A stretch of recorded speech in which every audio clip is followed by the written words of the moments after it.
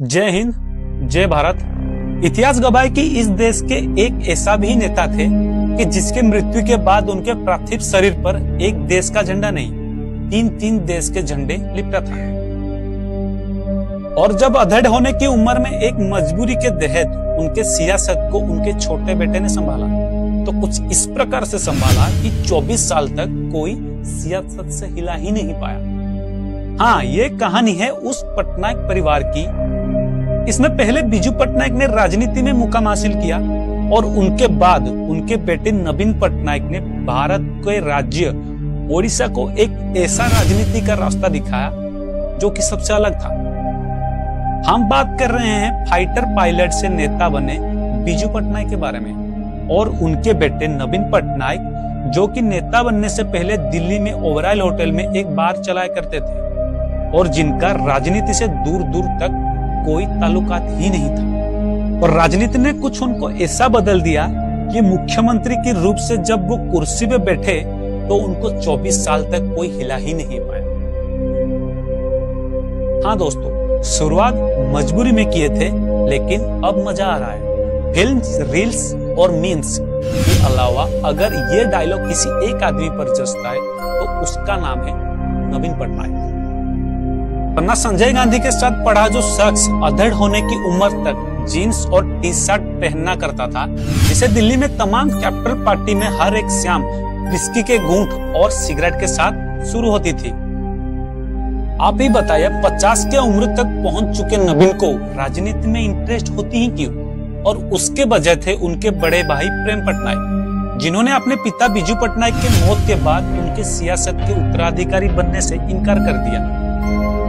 और थी तो नवीन की बहन भी, गीता पटनायक, लेकिन वो 20 साल पहले पब्लिशर सोनी मेहता के साथ शादी करके गीता मेहता बन चुकी थी और अमेरिका में रहने लगी थी। जीन्स पहनने वाले नवीन पटनायक से कुर्ता पजामा पहनने वाला नवीन पटनायक में तब्दील होने का उनके पिता का देन था, जिनका नाम था बिजू पटनायक। ओडिशा के लोग उन्हें कलिंग का सांड कहते थे और उसका वजह था बिजू पटनायक की लोकप्रियता।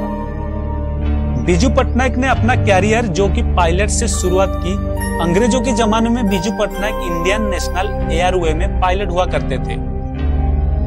जब दूसरा विश्व युद्ध शुरू हुआ तो उन्होंने रॉयल इंडिया एयरफोर्स ज्वाइन कर ली और इस दौरान में उन्होंने खतरनाक मिशन को अंजाम भी दिया है। वो अजरबैजान के बाकू से हथियार लेकर उड़ान भरते थे और उस हथियार को जर्मनी के कब्जे वाले स्टाइल ग्राफ में मौजूद रशियन रेड आर्मी को सप्लाई किया करते थे।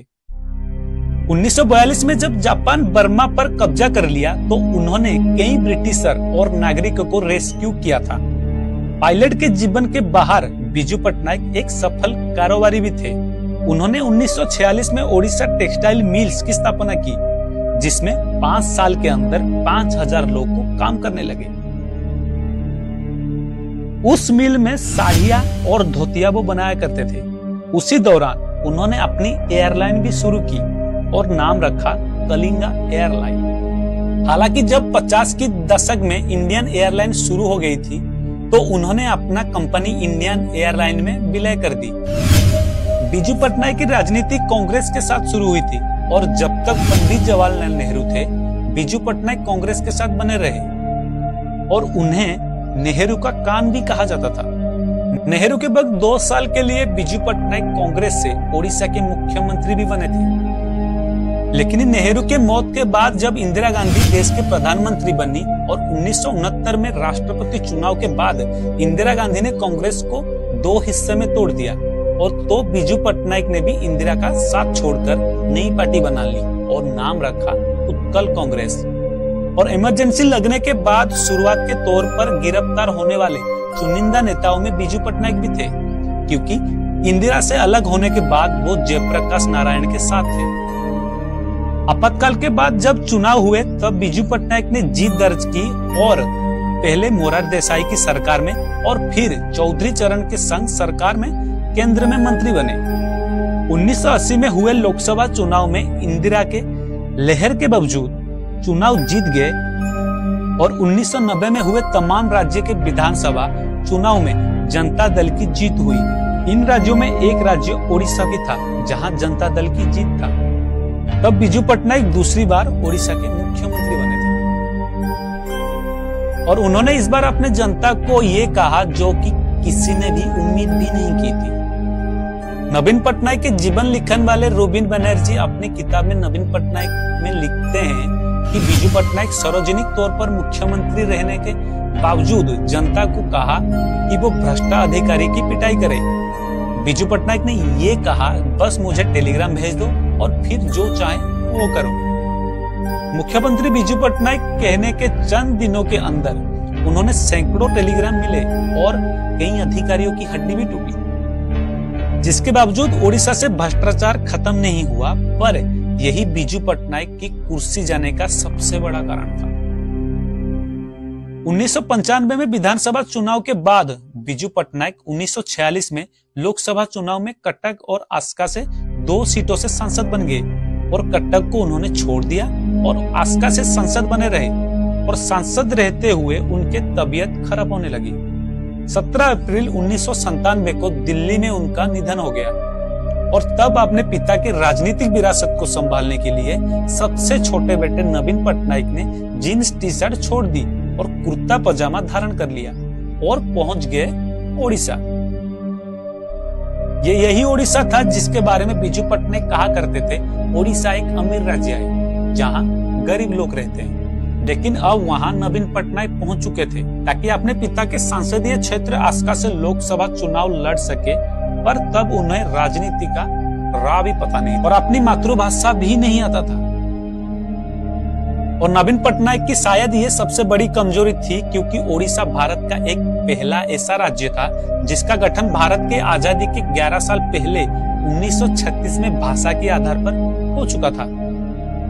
लेकिन शायद राजनीति नवीन पटनायक के खून में थी।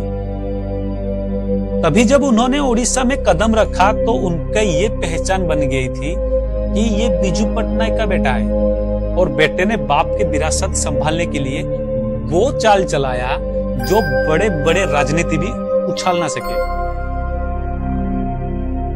उन्होंने कहा, विरासत में मुझे पिता की जनता के प्रति जिम्मेदारियां मिली है, उनके विषय अधिकार नहीं। फिर उसके बाद नवीन पटनायक आस्का से जीत ली। हालांकि इस जीत के साथ नवीन पटनायक एक राजनीतिक स्तर पर स्थापित हो गए थे, तभी तो उन्होंने चुनाव जनता दल से जीता। लेकिन अगले ही साल लोकसभा चुनाव में ठीक पहले उन्होंने अपनी पार्टी बना ली और नाम रख दिया बिजू जनता दल। 1998 के चुनाव में नवीन पटनायक ने अपनी पार्टी बिजू जनता दल से लड़ा, जीता और जब अटल बिहारी वाजपेयी प्रधानमंत्री बने तो गठबंधन की सहयोग के तौर पर नवीन पटनायक ने उस सरकार का हिस्सा बन गए और केंद्र में मंत्री भी बने। 1999 में ओडिशा में भयंकर तूफान आया, करीब 10,000 लोग मर गए। हालांकि उस तूफान के आने से पहले भी ओडिशा में हुए एक नरसंहार ने पूरे दुनिया का ध्यान अपनी तरफ खींचा था। 22 जनवरी 1999 मयूरभंज के ठाकुर मुंडा के स्थान पर रैली करने जाने से पहले नवीन पटनायक को एक अंग्रेजी में शब्द रटाना पड़ा था। वो था, मेरे पिताजी को ठाकुर मुंडा बहुत पसंद था। सुनते ही भीड़ में नवीन पटनायक जिंदाबाद के नारे लगने शुरू कर दिए थे। नवीन पटनायक ने फिर बोला, मेरा पिता मुझे बोलते थे कि बेटा ठाकुर मुंडा जरूर जाना। इतना सुनते ही ठाकुर मुंडा के लोग जय जयकार करने लगे। जनता को लगा बिजू पटनायक को ठाकुर मुंडा वाकई पसंद था, लेकिन ये एक राजनीतिक चाल था जो कि नवीन पटनायक ने अपनी तरफ से उछाला था। नवीन पटनायक जब अगला रैली करने केंद्रापड़ा में गए तो यही डायलॉग दोबारा दोहराया कि मेरे पिता को केंद्रापड़ा बहुत पसंद था और मेरे पिता मुझे कहते थे, बेटा केंद्रापड़ा जरूर जाना। तो आज की तरह सोशल मीडिया नहीं था जो किसी का कहां वायरल होकर तुरंत किसी के पास चला जाए। और नवीन पटनायक जहां भी जाते थे ये कहते थे उस जगह उनके पिता को बहुत पसंद था कि उनके पिता ने कहा कि बेटा वहां जरूर जाना। और जब फरवरी में ओडिशा में विधानसभा के चुनाव हुआ तब नवीन पटनायक की नई पार्टी बिजू जनता दल ने अकेले ही 68 सीट जीत ली और सहयोग पार्टी भारतीय जनता पार्टी ने भी 38 सीट जीत ली। फिर नवीन पटनायक केंद्र के राजनीति छोड़कर प्रदेश की राजनीति में आ गए और ओडिशा के मुख्यमंत्री बने और उसमें उनका साथ दिया भारतीय जनता पार्टी ने। लेकिन 24 साल के बाद नवीन पटनायक को उस कुर्सी से विदाई हो गई और उसके जिम्मेदार वही भारतीय जनता पार्टी है जिसने उन्हें पहली बार मुख्यमंत्री कुर्सी पर बैठाया था और अब राजनीति से विदाई भी दे दी। तो यही था आज का वीडियो। जय हिंद, जय भारत।